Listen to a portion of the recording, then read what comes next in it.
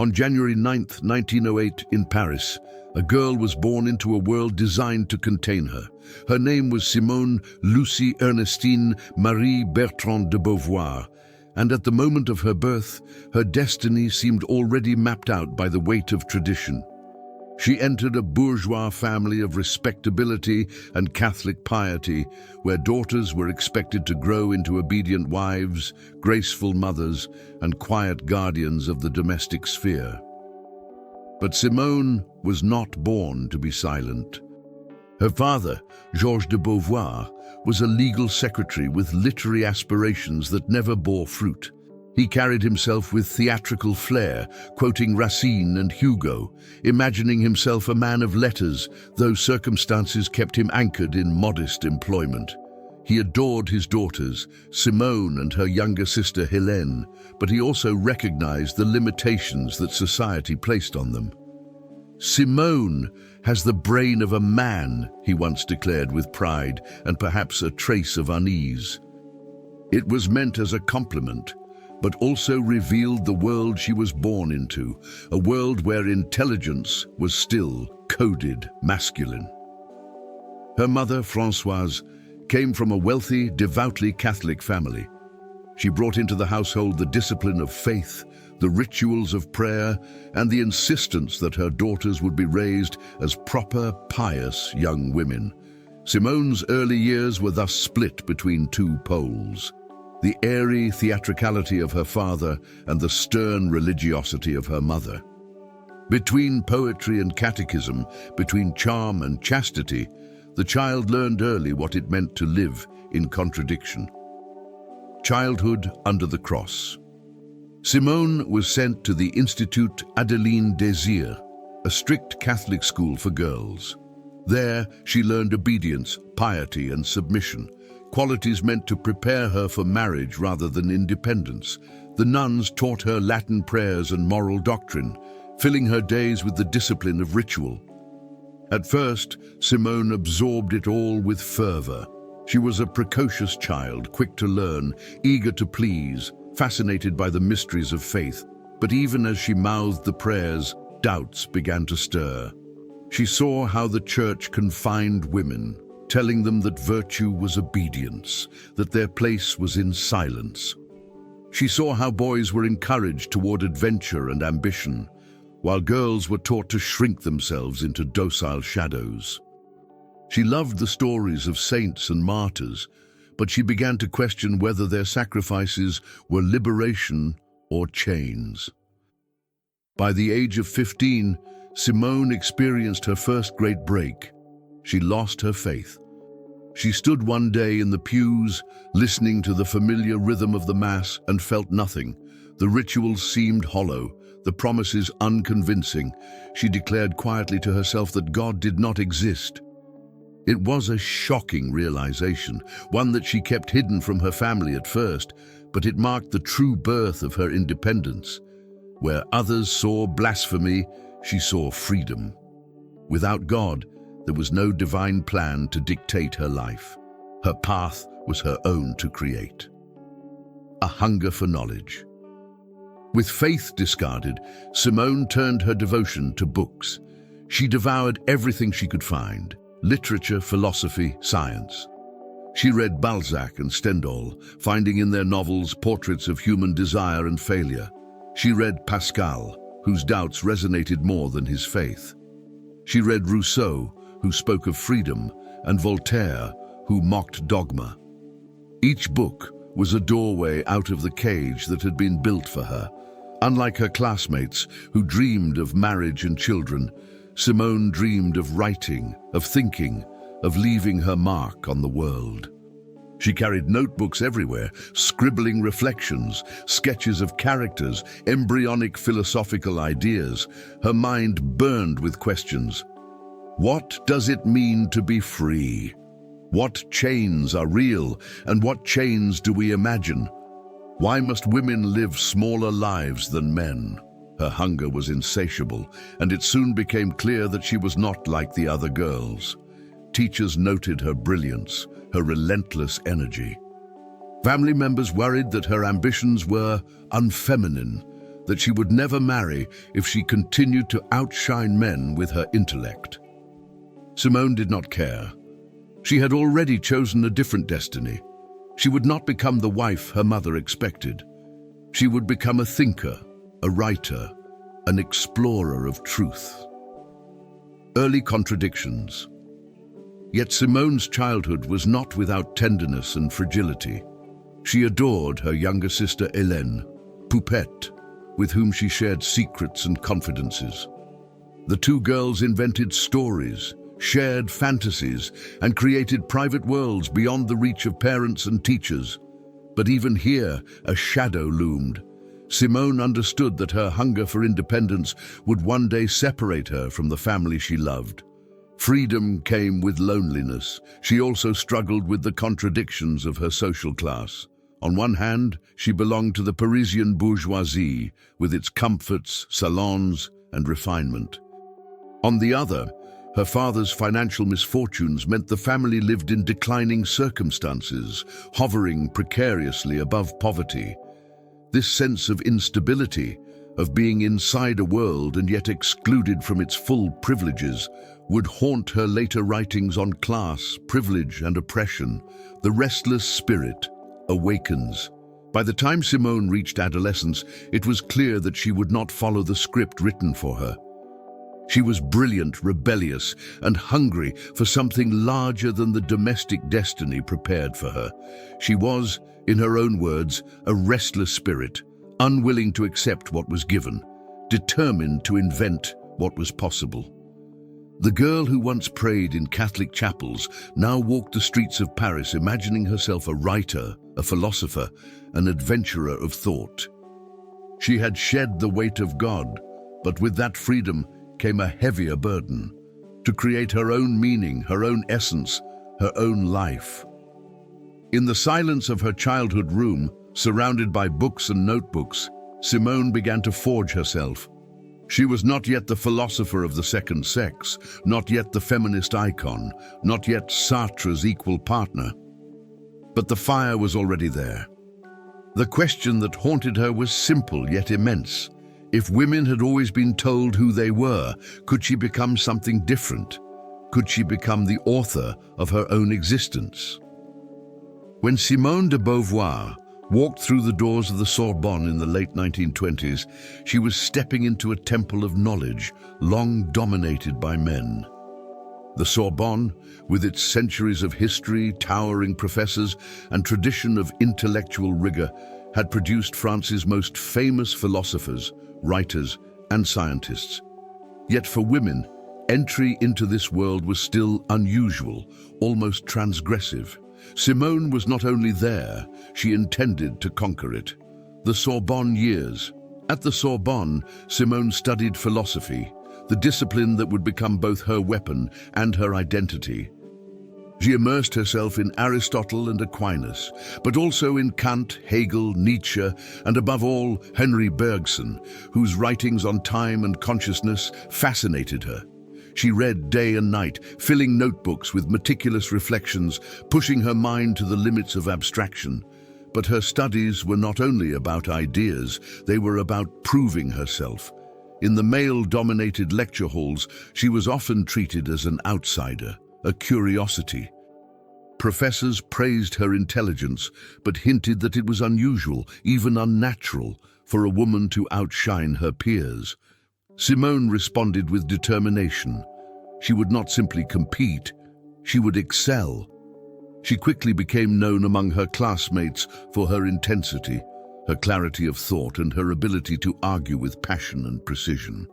She joined a small circle of brilliant young minds who debated endlessly in cafes and libraries, testing ideas against each other with a seriousness that bordered on ferocity. For Simone, philosophy was not an academic exercise, it was a way of living, a demand to interrogate existence itself. Breaking boundaries.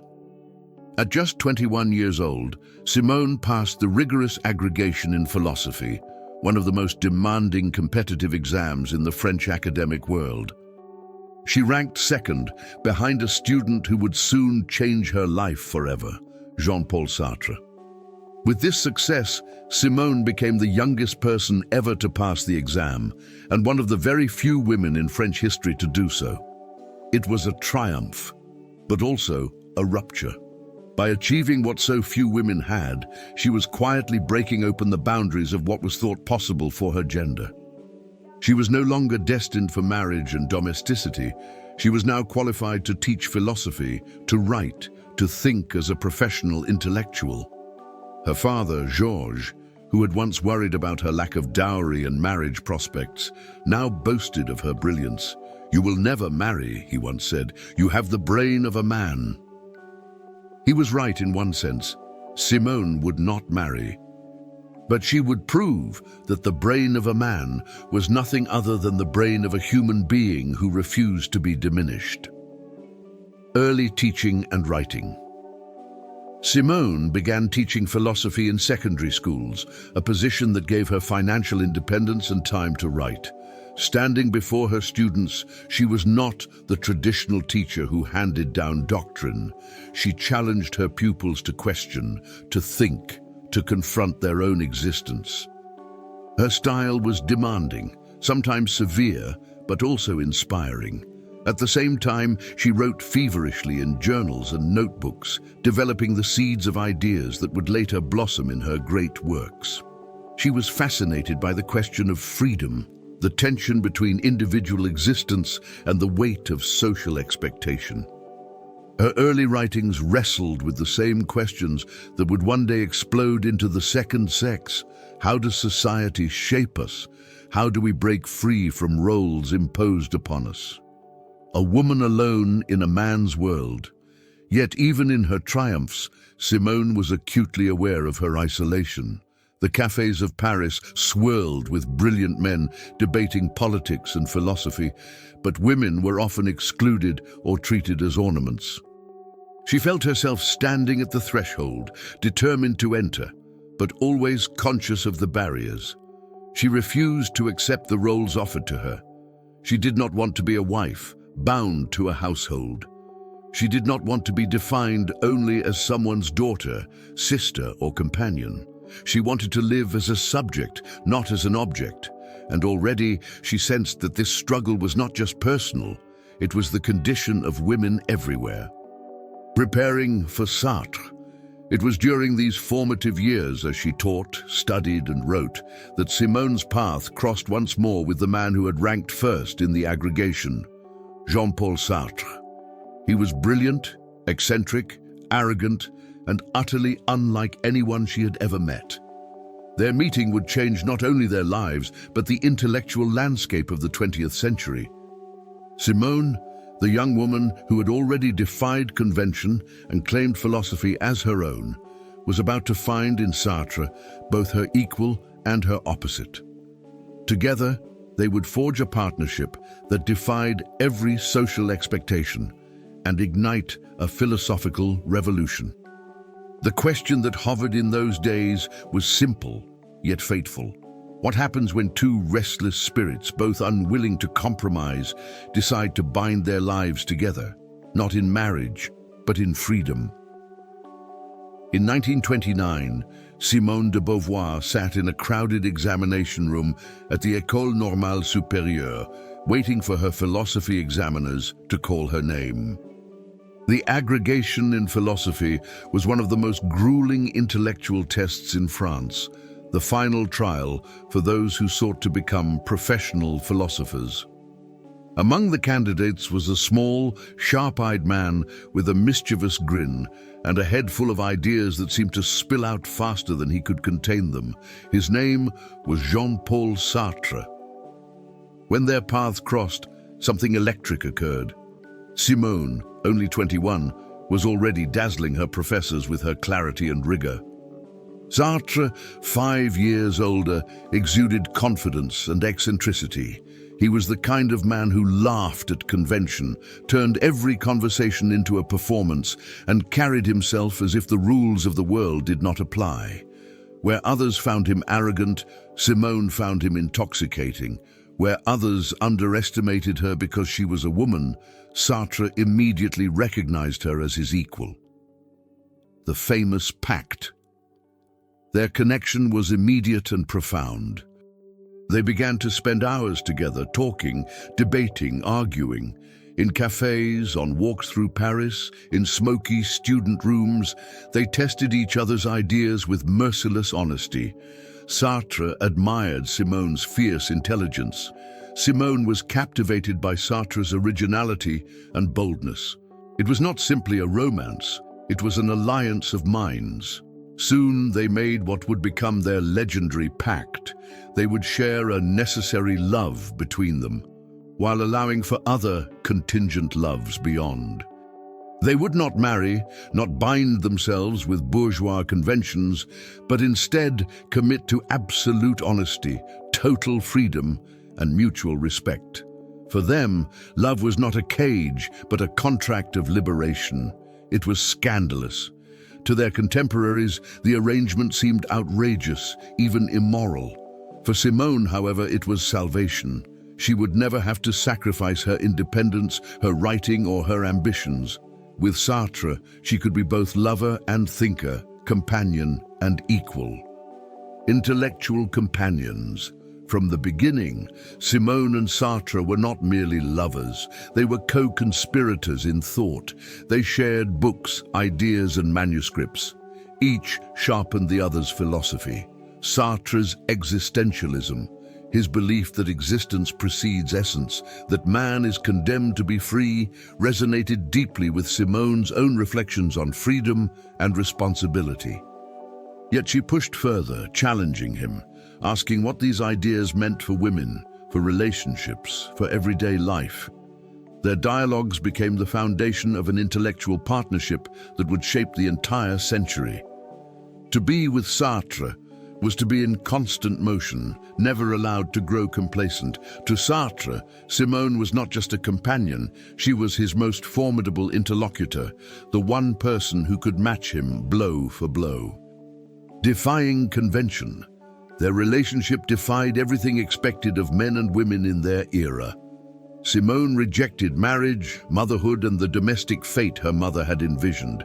She declared herself independent, free to pursue her work and her desires. Sartre encouraged this, proud to stand beside a woman who refused to bow to social norms. They lived separately but constantly crossed into each other's lives, bound by the pact of necessary love. Letters flowed between them, filled with affection, philosophy, jealousy, and confessions of other lovers. Their arrangement was messy, contradictory, and often painful, but it embodied the radical freedom they preached. A partnership that scandalized and inspired to outsiders, their love was bewildering. To admirers, it was revolutionary. Simone and Sartre became symbols of a new kind of relationship, one built not on tradition, but on freedom, not on obedience, but on choice. In rejecting marriage, they rejected the institution that had long reduced women to property.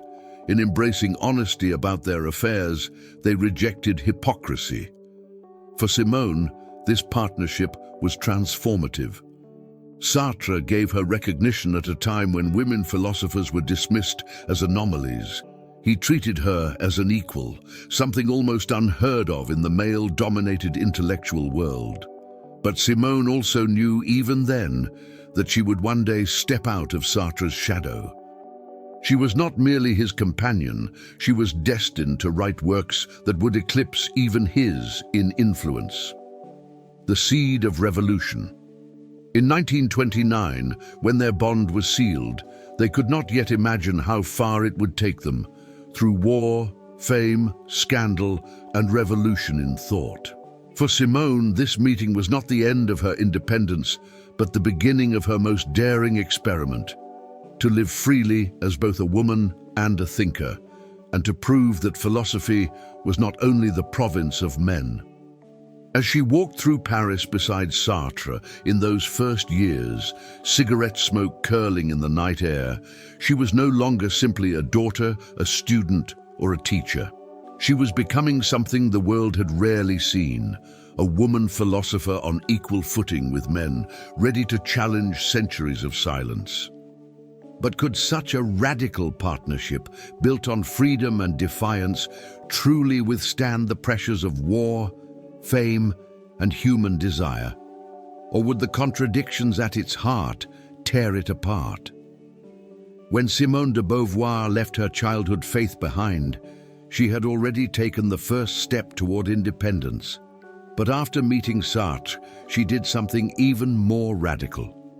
She refused the roles that had defined women for centuries. She would not be a wife.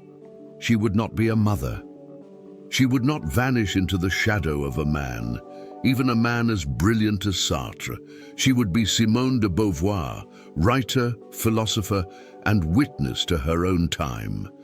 Teaching as survival, writing as destiny. In the early 1930s, Beauvoir began her career as a philosophy teacher in provincial lycées. She taught in Marseille, Rouen, and Paris, guiding students through Aristotle, Descartes, and Kant. To many of her pupils, she was terrifyingly sharp, a woman who spoke with authority in a classroom where women were rarely seen as intellectual leaders. Teaching gave her financial independence, a way to live on her own terms, but it was not her true vocation. Her evenings and nights belonged to something else, writing. She filled notebooks with reflections, sketches of characters, fragments of novels. She read voraciously, Stendhal, Dostoevsky, Proust, absorbing voices that would shape her own. She wanted to capture existence not just in abstract philosophy, but in the flesh of lived experience. For Simone, writing was not a luxury, it was destiny. Beyond Sartre. Even as she built her life around Sartre, she insisted on her autonomy. They met daily, exchanged letters, debated endlessly, but she refused to collapse her identity into his. She sought her own lovers, her own adventures, her own paths. Their pact of necessary and contingent loves gave her the space to experiment, though not without pain and jealousy. Still, she clung to the belief that true freedom meant refusing to be possessed. This independence shocked her contemporaries. For many in 1930s France, a woman who refused marriage and motherhood was an anomaly, even a scandal. But Simone did not want to be defined by roles. She wanted to invent herself, not as wife of or mother of, but as herself. Later, in Memoirs of a Dutiful Daughter, she would recall the profound relief she felt in rejecting domestic destiny. I had been spared the slavery in which women are kept, the slavery of marriage. The city as a laboratory. Paris became her laboratory of freedom. She wandered its streets alone, sat for hours in cafes, scribbled notes in notebooks. She observed lovers, strangers, workers, and intellectuals, fascinated by the drama of everyday life. For Beauvoir, philosophy was not only in books, but in conversations overheard on buses, in the loneliness of a boarding house room, in the laughter of students sneaking out after curfew. She began to weave these observations into fiction. Her first attempts at novels were clumsy, but they taught her something essential: that philosophy must be lived, embodied in characters, conflict, and choice. Already, she was preparing for the great works that would later shake the world. The feminine question, still unspoken. At this stage, Beauvoir had not yet articulated her full feminist philosophy. She did not yet write of the second sex, nor did she publicly attack the structures of patriarchy. But the seeds were there. She lived the contradictions, a woman of intellect in a world that told women to obey, a woman who refused marriage in a society that saw wives as the only respectable identity, a woman determined to write when most women were told to remain silent. Her very life was an act of rebellion. By teaching, by writing, by refusing to marry, she was already embodying the philosophy she would one day proclaim to the world: that one is not born a woman, but becomes one, through chains imposed or chains broken. The foreshadowing of a voice. By the mid-1930s, Beauvoir stood on the threshold of greatness, though she could not yet see it. She was still a teacher, still a struggling writer, still a woman finding her voice in the margins of a male-dominated world. Yet she had already declared war on convention simply by living differently. She wrote in her diary of a hunger for life, for experience, for intensity. She wanted to taste everything: love, friendship, travel, thought. She wanted not to repeat the lives of those before her, but to invent a life that had never existed. She wanted, above all, to be free. But freedom is never without cost. The 1930s were a turbulent decade in Europe, with fascism rising in Italy, Nazism in Germany, and war clouds gathering. Simone's life of writing and independence would soon collide with history itself. The question looming was this: could the independent woman she had forged survive the storm of war, or would history itself demand a new philosophy of responsibility and resistance? By the late 1930s, Simone de Beauvoir had built for herself a fragile but exhilarating life, teaching philosophy, writing feverishly in her journals, and living by the pact of freedom she had forged with Sartre. But Europe was trembling. Hitler had risen to power in Germany. Fascism was spreading like wildfire, and the storm of a new world war was inevitable. When German troops marched into Paris in June 1940, Beauvoir's life, like the lives of millions, was abruptly overturned. The city she loved, the cafes and classrooms where she had built her independence, was now under the suffocating shadow of occupation. The boulevards filled with Nazi banners. The voices of authority spoke in German. Soldiers with rifles patrolled the same streets where she and Sartre had once debated philosophy. For a thinker devoted to freedom, it was a daily confrontation with oppression, survival under occupation. Unlike Sartre, who was conscripted and later taken prisoner before being released, Simone was not directly drawn into the battlefield. She remained in Paris, teaching intermittently, wandering the streets, and continuing to write. But her writing now carried a darker tone. In her diary, she described the surreal atmosphere of Paris under German rule, the silence, the shortages, the fear. Food was scarce, books were censored, friends vanished overnight, yet Beauvoir refused paralysis.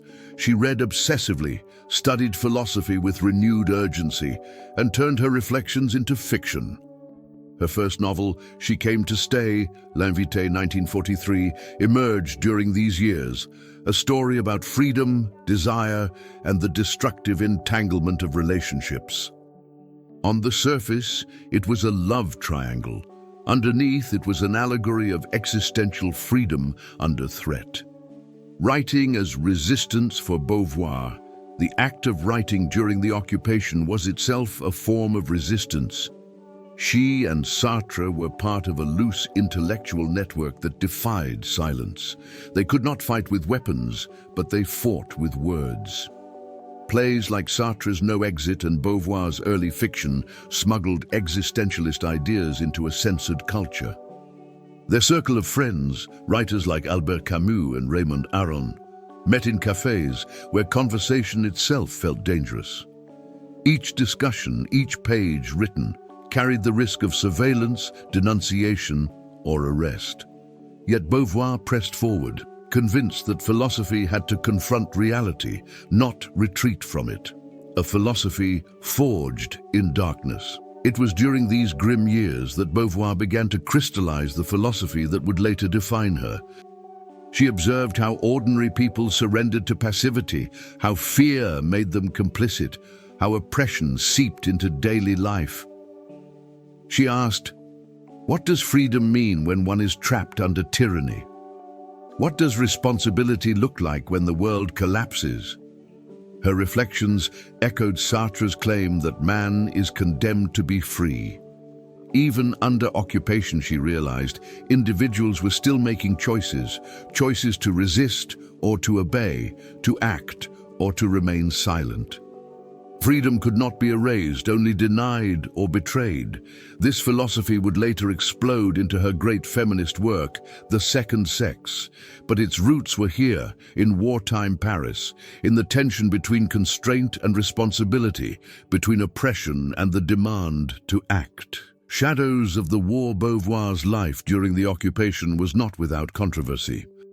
Some later critics accused her of failing to take a more active role in the resistance, of continuing to teach and write while others risked their lives. But Beauvoir herself would argue that her weapon was philosophy, her battlefield the human mind. She resisted not with guns, but with the demand for freedom, written into novels, essays, and plays that slipped past censors. She also struggled with the personal toll of the war. Sartre was absent for much of it, first as a prisoner, then as a teacher in the provinces. Their letters from this time reveal longing, frustration, and fear. Yet their pact endured. They wrote to each other about ideas, literature, and the strange absurdity of existence under occupation. Their bond, like their philosophy, survived by refusing to collapse under despair. Preparing for liberation. By 1944, as Allied forces pushed back the Nazis and liberation neared, Beauvoir was already preparing for what would come next. She sensed that the war was not only a tragedy, but also an opening, a chance to reinvent philosophy for a shattered world. Out of the ashes of occupation, she and Sartre would step into the spotlight as the intellectual conscience of post-war France. The years of silence and fear had tested them, but they had also sharpened their philosophy. Freedom was no longer abstract, it was survival. Responsibility was no longer theoretical, it was life and death. When the guns finally fell silent and Paris erupted in celebration, Simone de Beauvoir knew that a new struggle was beginning, not only to rebuild France, but to redefine what it meant to live as a free and responsible being. The question for her was no longer whether she could live independently, but whether philosophy itself could help humanity rise from the ruins. In 1949, Paris still bore the wounds of war, but its cafes, salons, and lecture halls throbbed with a hunger for new ideas. Jean-Paul Sartre was already the public face of existentialism. Albert Camus was publishing works that challenged the conscience of Europe. And Simone de Beauvoir, who until then had been known mainly as Sartre's brilliant companion and a promising novelist, was about to deliver a work that would change history. It was called Le Deuxième Sexe, The Second Sex. The project begins. Simone had long been troubled by the contradictions of her own existence. She had broken free from the chains of bourgeois expectations, refused marriage, built an intellectual life, yet she could not ignore how most women around her remained trapped in silence and submission. Why did society insist that women were destined for domesticity while men were destined for creation and freedom? Why did even philosophy, the discipline of liberty, reduce women to shadows of men? Determined to answer these questions, she began research of staggering scope. She devoured biology, anthropology, psychoanalysis, history, literature, and philosophy, searching for the roots of women's oppression. Her study consumed her. For months she lived inside libraries, filling notebooks with meticulous observations. And then she began to write, "One is not born, but becomes a woman." The central thesis of The Second Sex was explosive. One is not born, but rather becomes a woman. With those words, Beauvoir shattered centuries of certainty. Womanhood, she argued, was not a biological destiny, nor a divine decree, but a social construction. Men had defined themselves as the universal, the subject, the essential being, while women had been relegated to the role of the other, the inessential, the secondary. Throughout history, women were told they were weak, emotional, irrational, destined for motherhood. These myths, repeated by religion, science, and culture, created a prison disguised as nature. But Beauvoir revealed the truth. It was not biology, but society that chained women. Liberation was possible, but only if women seized their freedom and claimed themselves as subjects, not objects. The scandal of a book. When The Second Sex appeared in 1949, it was like a bomb dropped on French society.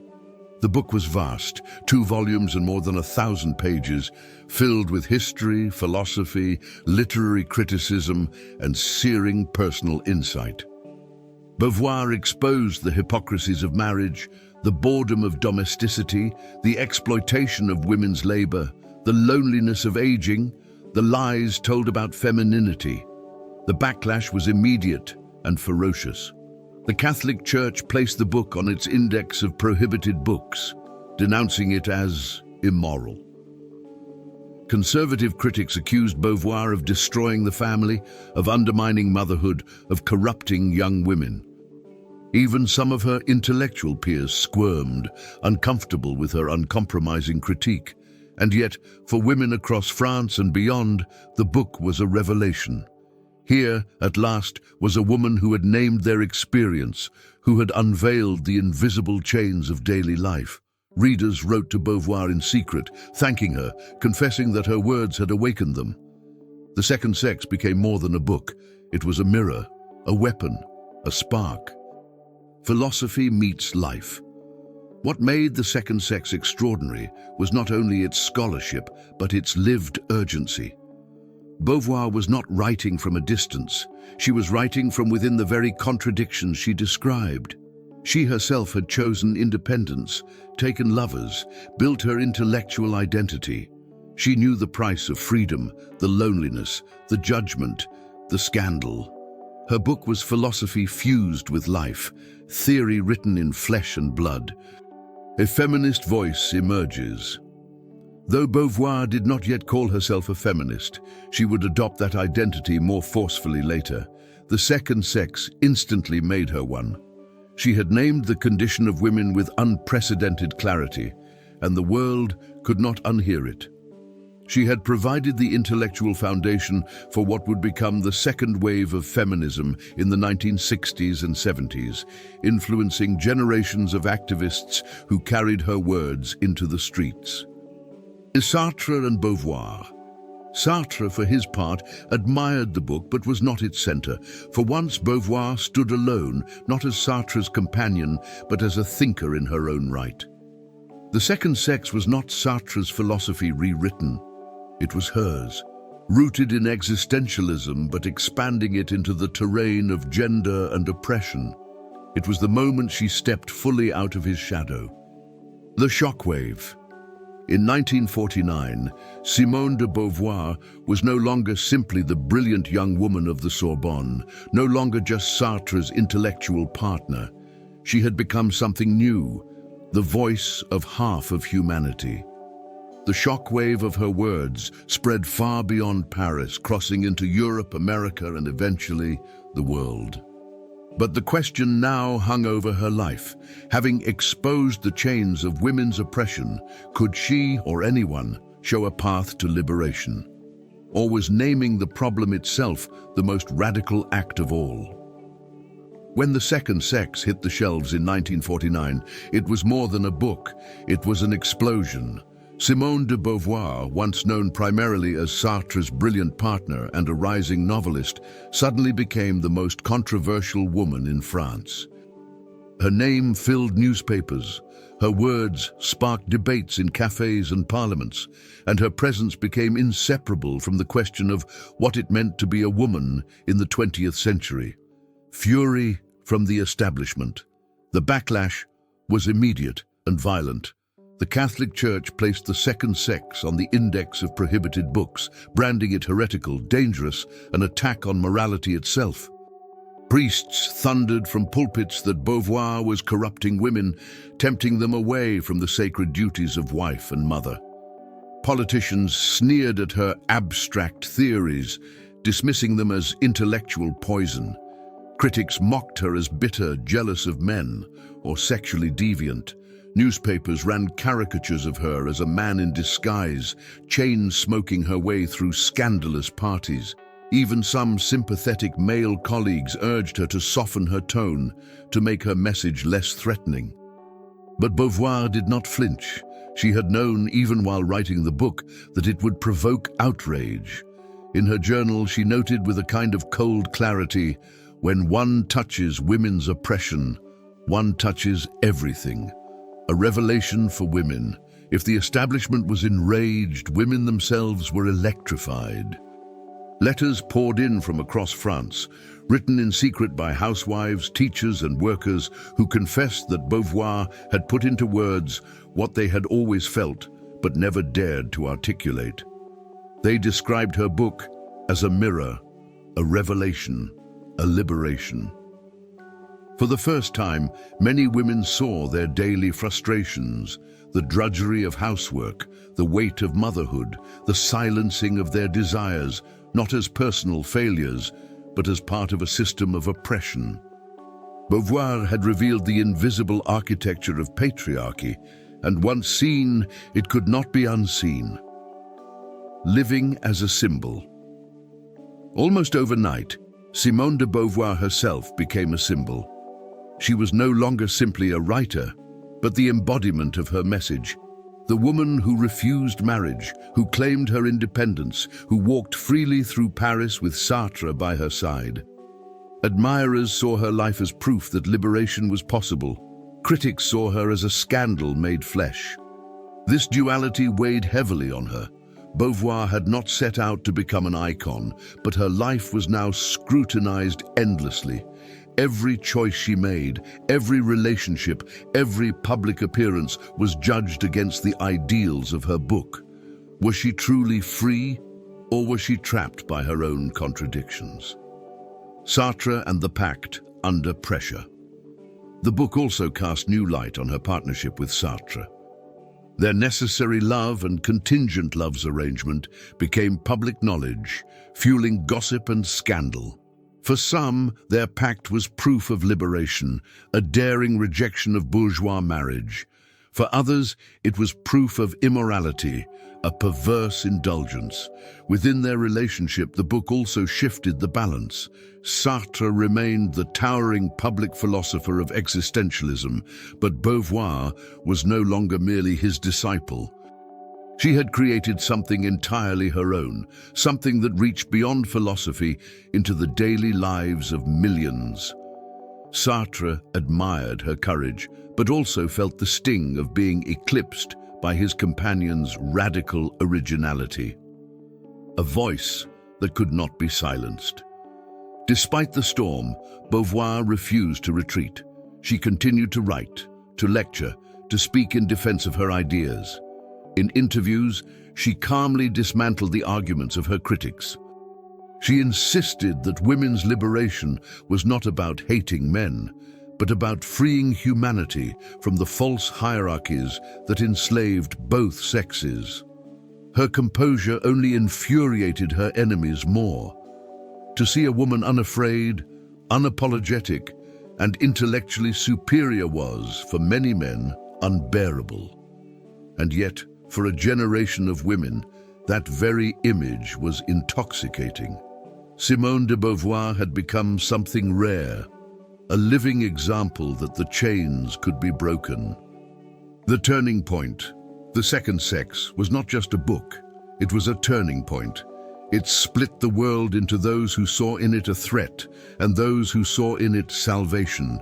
It made Beauvoir into a lightning rod, a woman both worshipped and despised, admired and vilified.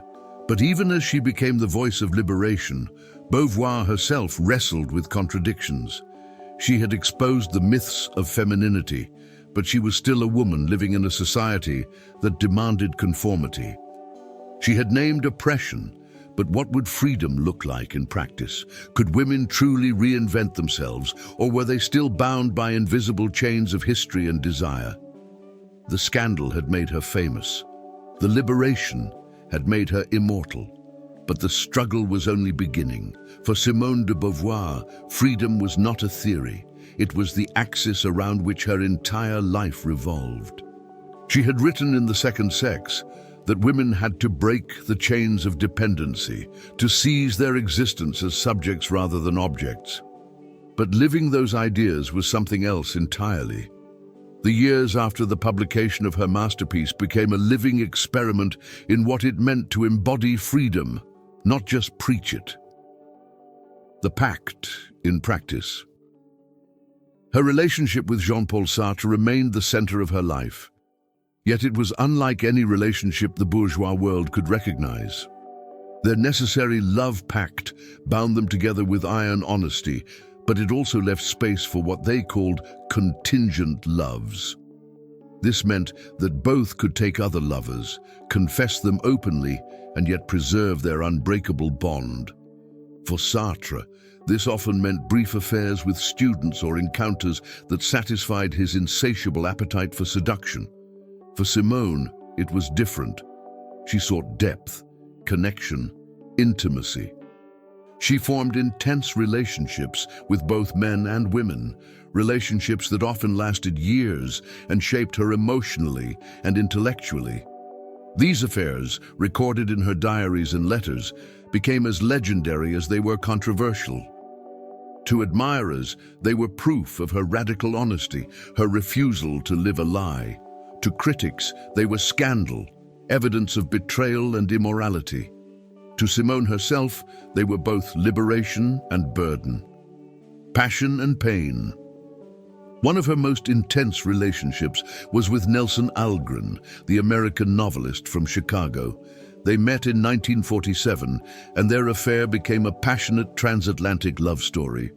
Simone was captivated by his ruggedness, his working-class background, his fierce tenderness. For years, she traveled to America to see him, writing letters filled with longing and intimacy. Yet she refused to abandon her pact with Sartre. Algren, who wanted marriage and permanence, was often wounded by her refusal. Their love, though deep, could never reconcile her philosophy of freedom with his need for stability. The affair ended, but the pain lingered. Simone had lived her principles, but at the cost of breaking hearts, including her own.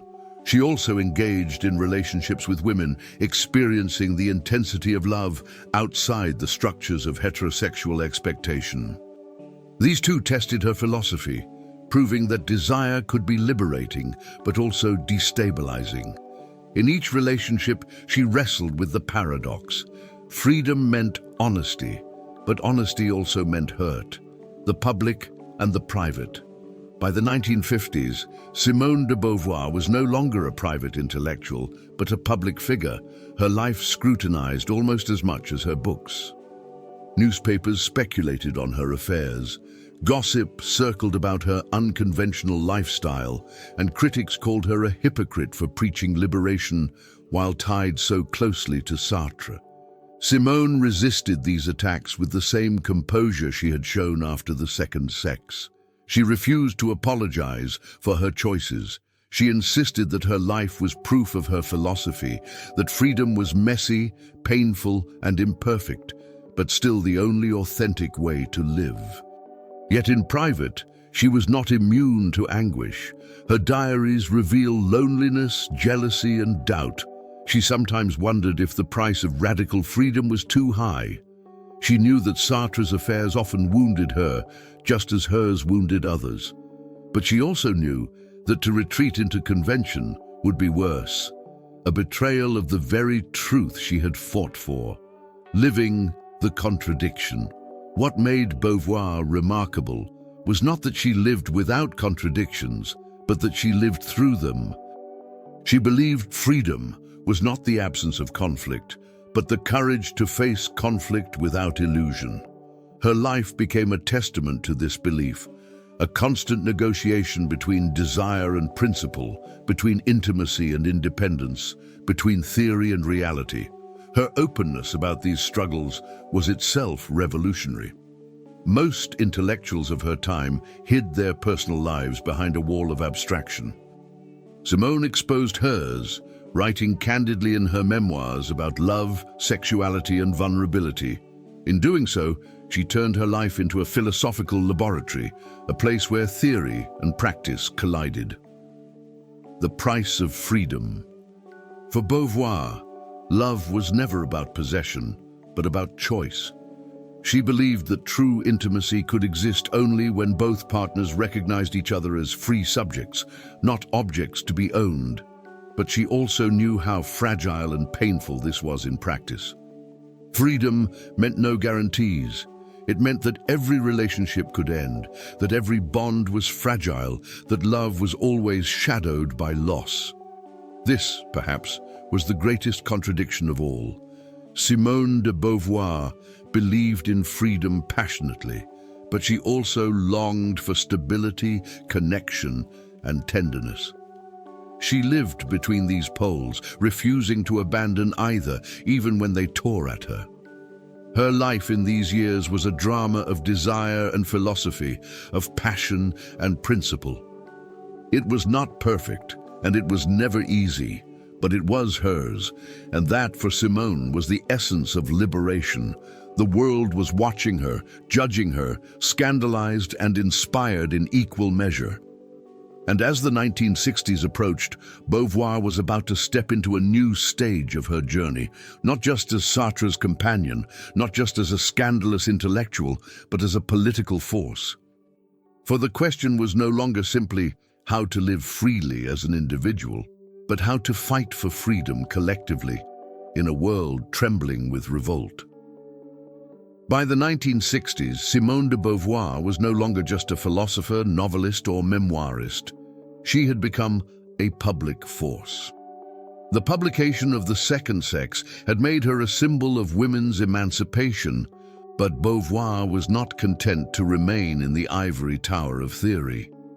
She wanted to take philosophy into the streets, to use her pen and her voice as weapons in the battles of her time. Against colonialism, France in the 1950s and 1960s was shaken by the brutal wars of decolonization. In Algeria, the French army waged a bloody campaign to suppress independence movements marked by torture, censorship, and massacres. Beauvoir, who had always insisted that freedom meant responsibility, could not remain silent. Alongside Sartre, she denounced French colonial violence in Algeria and Vietnam, writing fiery editorials and signing manifestos that condemned the hypocrisy of a nation preaching liberty while practicing oppression abroad. Her articles appeared in radical journals like Le Temps Moderne, the review she and Sartre had founded after the war. These texts infuriated conservatives, but for the young and the oppressed, they carried the weight of truth. She also spoke out against the war in Vietnam, supporting anti-imperialist movements and protesting American bombings. For Beauvoir, freedom was not a European privilege. It was a universal right. Any denial of that freedom, whether through colonialism or war, was an affront to the very essence of humanity. Solidarity with workers and students. Beauvoir's political engagement was not limited to distant wars. She was equally concerned with the struggles unfolding in France itself.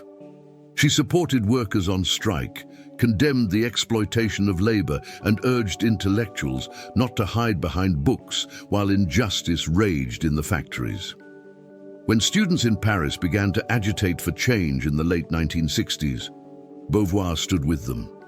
She saw in their rebellion a reflection of her own lifelong refusal to accept imposed roles.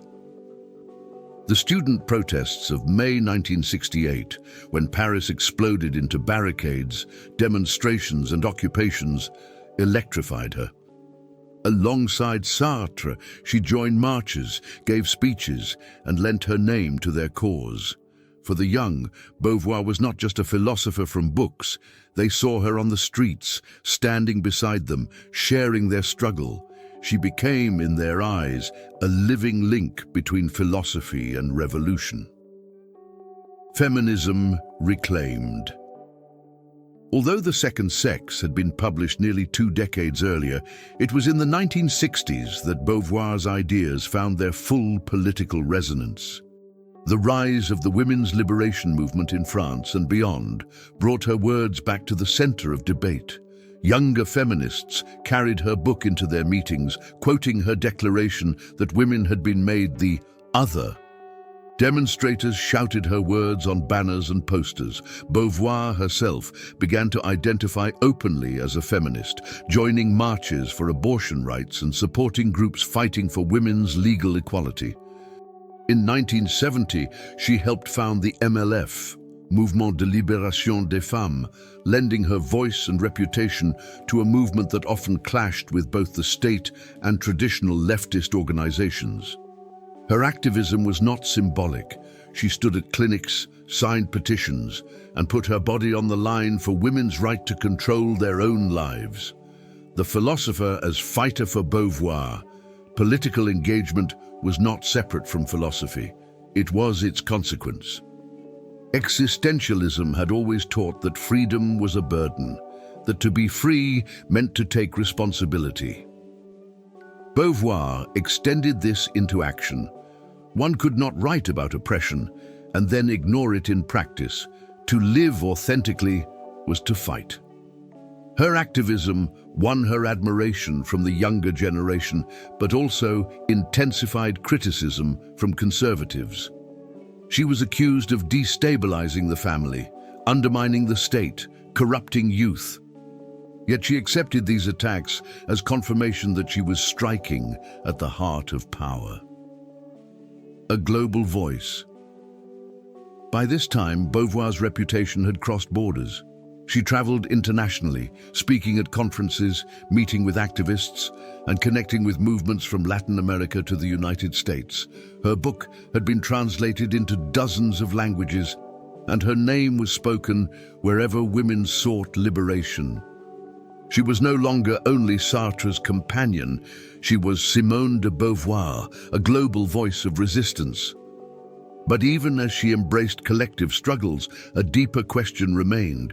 Could a philosopher so committed to freedom also face the chains of aging, mortality, and personal loss with the same courage she showed against political oppression? The answer would come in the next decades, as Simone turned inward once more, chronicling not only the battles of society, but the battles within her own life. The spring of 1968 shook Paris like an earthquake. Students, frustrated by rigid universities, oppressive traditions, and the suffocating air of authority, filled the streets. Their protests spread like fire, igniting workers' strikes across the nation. Barricades rose once more on the left bank, graffiti covered the walls, and for weeks the city pulsed with rebellion. Amid this storm stood Simone de Beauvoir. She was no longer the young rebel of the 1930s, but a woman in her 60s, an established intellectual, a living symbol of defiance. Yet when Paris erupted, Beauvoir and Sartre did not retreat into the safety of their reputations. They stepped directly into the chaos. On the streets, Beauvoir walked among students carrying banners, shouting slogans, occupying lecture halls. She met with striking workers, listening to their demands, lending her name to their cause. Her presence was electric. For the young, she was living proof that rebellion could last a lifetime, that one did not have to trade freedom for comfort with age. The students revered her as a mother of rebellion. Her words from the second sex circulated in leaflets, her writings quoted on protest walls. To them, she was not a distant philosopher, but a comrade, an elder who understood their hunger for freedom. Sartre and Beauvoir together, Sartre too threw himself into the revolt. Together, the pair became a fixture of May '68, attending assemblies, giving speeches, even standing trial in the press for their supposed role in fueling the uprisings. Their partnership, already legendary, now became mythic. Two of the greatest intellectuals of their century, side by side, shoulder to shoulder with youth. For Beauvoir, this moment was more than politics. It was the confirmation of everything she had lived and written. Freedom was not an abstract idea in a book. It was a demand shouted on the boulevards, a barricade built from chairs and cobblestones, a refusal to bow before authority. After the revolution, The revolt eventually subsided, crushed by political maneuvering and fatigue, but its spirit lingered. France would never be the same, and neither would Beauvoir. The events of May 1968 rekindled her conviction that intellectuals must not only interpret the world, but engage with it. In the years that followed, she threw herself more deeply into activism. She supported campaigns for abortion rights, workers' rights, and student reforms. She gave interviews, signed petitions, and stood with feminists demanding radical change. She was not content to remain an icon. She wanted to remain a fighter. Feminism reborn. The women's movement, especially in the 1970s, surged with new energy, and Beauvoir became its anchor. Groups like the MLF, Mouvement de Libération des Femmes, used her words as rallying cries. She marched beside younger feminists, often letting them take the microphone, supporting their causes while lending her global stature. Her house became a meeting place for activists, her voice a steady reminder that the fight for women's liberation was part of a larger struggle for freedom everywhere. Though some younger feminists criticized her, arguing that her focus was still too existentialist, too tied to Sartre, Beauvoir embraced these debates.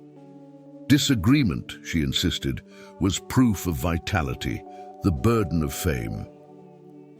But with fame came exhaustion. By the 1970s, Beauvoir was not only a philosopher and activist, but a public monument. Journalists pursued her, critics dissected her every move, and admirers treated her as a near saint. She both valued and resented this status. She wanted her work to inspire, but she also longed for the freedom of anonymity she had enjoyed in her youth. Yet she refused to withdraw. She had lived her entire life insisting that to exist was to act, and she would not betray that principle in old age. The world watching. By the time the 1970s closed, Simone de Beauvoir had become more than a French intellectual. She was a global figure, invited to conferences around the world, her books translated into dozens of languages, her image carried in protests from Paris to New York, from Latin America to Asia. For women across the globe, she had become the voice that dared to say what they felt in silence, that oppression was not fate, and freedom was not impossible. But even as she inspired the world, Beauvoir was confronting another battle. One no protest could defeat: the passage of time, the frailty of the body, the reality of mortality. Could the woman who had spent her life fighting oppression also face the chains of aging with the same courage? By the 1950s and continuing into her final decades, Simone de Beauvoir began a monumental project: to write the story of her own life. It was not vanity nor mere confession, it was philosophy in flesh and blood. Her memoirs, spread across multiple volumes, became not only her autobiography, but a mirror of an entire century. In them, she revealed how ideas were born out of love, war, despair, and joy. She transformed her life into literature, her choices into testimony, her contradictions into lessons. Memoirs of a Dutiful Daughter, 1958. The first volume traced her early years, childhood under Catholic discipline, the awakening of her restless mind, the loss of her faith, the discovery of philosophy. She recounted her father's declaration that she had the brain of a man, and her mother's hopes that she would be a proper Catholic wife. She wrote of her friendship with Zaza, a young woman crushed by family pressures and social expectations. A tragic story that haunted Beauvoir and became for her the symbol of women destroyed by tradition. Through this memoir, Beauvoir exposed the invisible cage of bourgeois femininity. Her own escape from that cage was not triumphal, but marked with guilt and loss. Readers found in her words both recognition and a call to resist. The Prime of Life, 1960. The second volume shone with energy. Here she narrated her student years at the Sorbonne, the fiery debates with Sartre, the birth of their famous pact, and her entrance into the intellectual life of Paris. The book pulsed with cafes, books, laughter, love affairs, and the intoxication of becoming. In these pages, Beauvoir seemed unstoppable, a young woman inventing herself against all odds. The memoir revealed both the glamour and the gravity of her early life, turning her partnership with Sartre into a legend of shared freedom. Force of Circumstance, 1963. By the third volume, the tone darkened. Beauvoir chronicled the war years, the despair of occupation, and the fury of post-war politics. She described the storms of controversy after the Second Sex, the political battles of the Cold War, and the painful contradictions of her relationship with Sartre as fame and politics strained their bond. Here, Beauvoir allowed doubt and anguish to enter. She admitted mistakes, compromises, disillusionments. The confident young woman of the earlier volumes was replaced by a more complex figure, still committed to freedom, but weary of the world's betrayals. Later memoirs. In the 1970s and 1980s, Beauvoir continued her autobiographical journey with works like All Said and Done and Adieu, A Farewell to Sartre. These writings were more intimate, confronting aging, death, and loss. They revealed the vulnerability behind the icon, the tenderness and the pain of watching loved ones decline.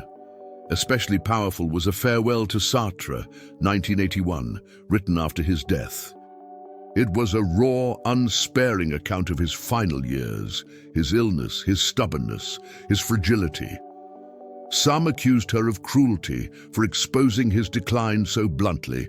Others saw it as her final act of honesty, refusing to sanctify him in death, as she had refused to sanctify life. Philosophy lived through story. Her memoirs were not mere personal accounts. They were existentialist texts, showing how freedom, responsibility, and authenticity played out in the fabric of lived experience. She demonstrated that philosophy was not confined to lecture halls, but lived in friendships, classrooms, affairs, and sorrows. In writing her life, Beauvoir gave countless readers permission to reflect on their own. She showed that one did not need to hide contradictions or failures. To live authentically was to confront them, to narrate them, to own them. The intimate public woman. The memoirs also shattered the boundary between private and public. She wrote of her loves, her sexual experiences, her mistakes. For a woman in mid-20th century France, this was revolutionary. No longer would women's voices be confined to diaries hidden in drawers. Simone de Beauvoir turned the female life into literature, refusing shame, refusing silence. Through her memoirs, Beauvoir became not only a philosopher and activist, but a witness. She chronicled not just her life, but the century itself, its wars, revolutions, failures, and hopes. The Last Question. As she penned the later volumes, Beauvoir faced the inevitability of aging. She wrote candidly of the betrayals of the body, the dimming of vitality, the loneliness of watching friends die. Yet even here, she insisted on facing truth without illusion. She rejected the comfort of lies, the opiate of resignation. To her, even aging had to be lived authentically, without denial. But beneath her courage, one question pressed harder than any other. If freedom is the essence of existence, how does one remain free when death itself approaches? On April 14, 1986, Paris awoke to the news that Simone de Beauvoir was dead. At the age of 78, the woman who had defied every convention, who had written the words that gave birth to modern feminism, who had walked side by side with Sartre through a century of upheaval, had finally reached the limit of her freedom. Her death came just 6 years after Sartre's. In those intervening years, Beauvoir had carried the weight of his absence with a mixture of grief and resilience. She had published Adieu, A Farewell to Sartre, her stark, unsentimental account of his decline and death. which scandalized many, but was faithful to her lifelong refusal to cloak reality in illusions. With Sartre gone, Beauvoir remained the last pillar of their extraordinary intellectual partnership, a living archive of their love, their philosophy, and their rebellion. The final farewell. When Beauvoir's coffin was carried through the streets of Paris, thousands came to pay tribute.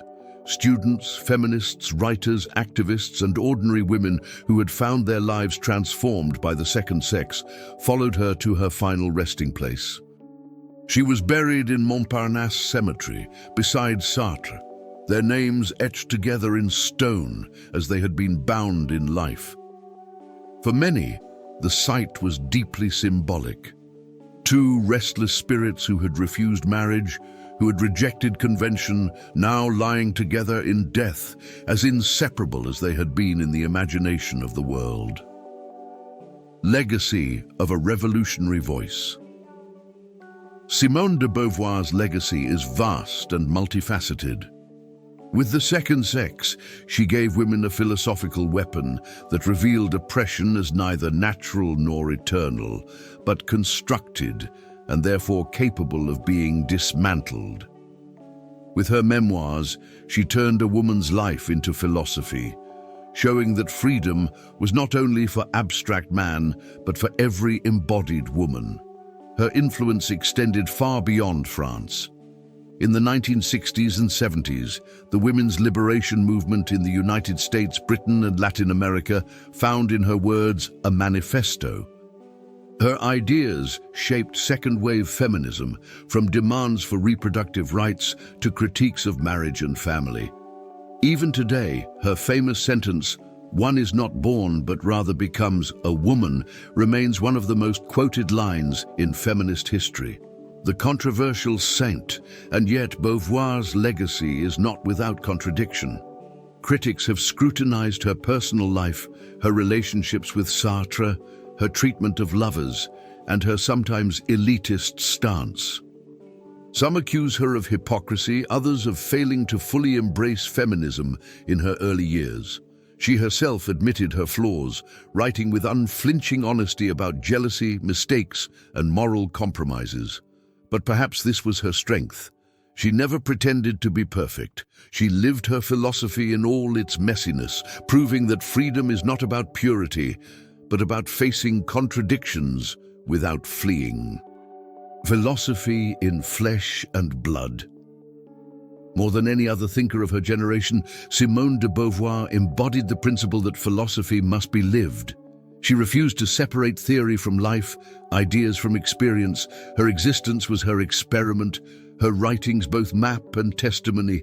She showed that a woman could think, write, love, and fight without apology. She turned her life into an act of rebellion, her pen into a weapon, her voice into an echo that still resounds across decades. The eternal question. Simone de Beauvoir left the world without illusions.